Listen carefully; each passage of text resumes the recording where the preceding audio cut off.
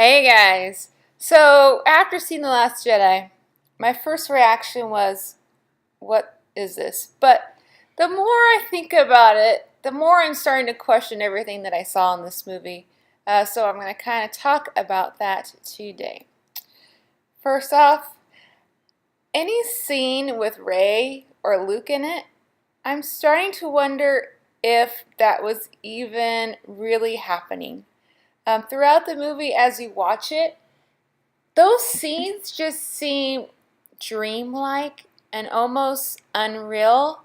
Just everything about it seems. The scenes with, the Resistance, Finn and Rose, don't have this feeling. Everything.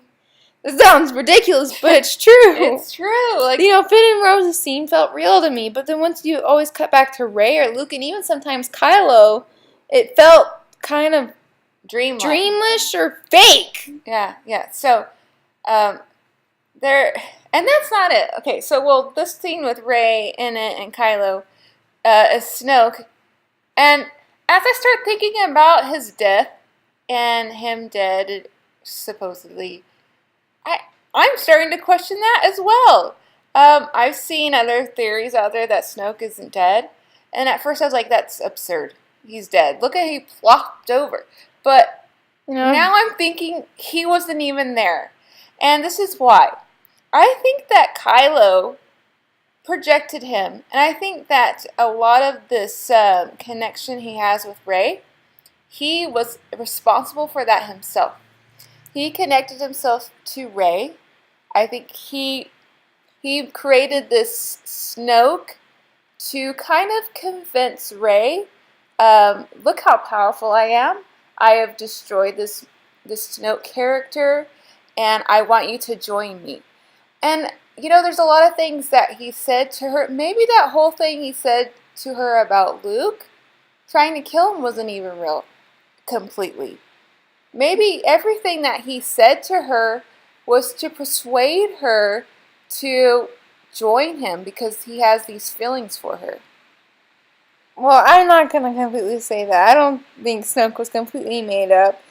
But with Luke being a projection, you don't know what the heck is a projection anymore either.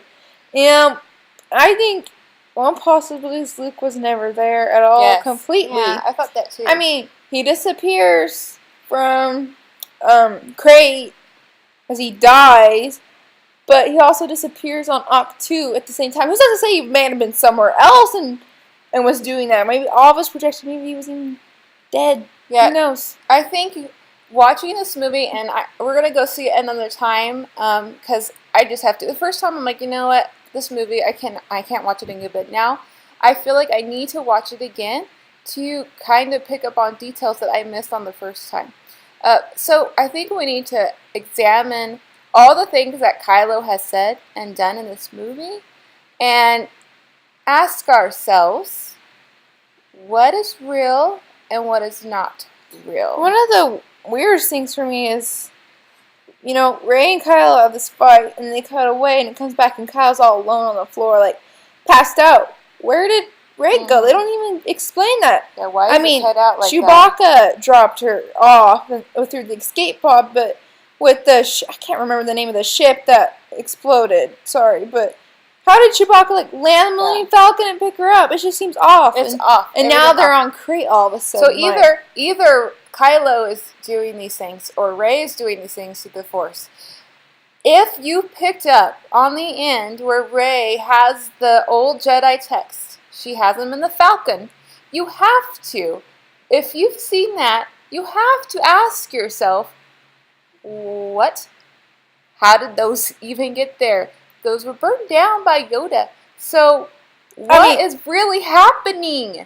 The books are what give away, like, is this all a dream? Oh, what did you say about the island? In the visual dictionary, the island was compared to Mortis, a.k.a.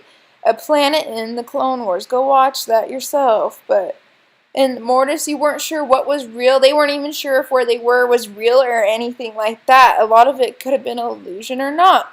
Like, they just somehow were there, and then they were gone. It was almost as an illusion. Yes. I mean, this is far-fetched right here, but maybe Yoda transported The books with the lightning. Okay, listen. At this point, anything that we have seen is up for kind of negotiations, interpretations. And, at first I'm like, oh my gosh, what did Rian Johnson do to Star Wars? But I think if you think of it differently. Think of it more in depth. Think of this completely different than face value. I think you're going to see things in a whole new point of view. As a Star Wars fan, you have to do that, I think.